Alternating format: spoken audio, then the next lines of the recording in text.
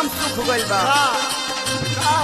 दुइये दिन काटे गईनी लागे गईल लूक हो देहिया के साथे साथे जो बनो गईल सुख हो। घाम लागता रे बलम जी घाम लागता घाम लागता रे सैया घाम लागता घरवा रही तो पका के देता घरवा रही तो पका के देता चैत में बड़ा घाम लागता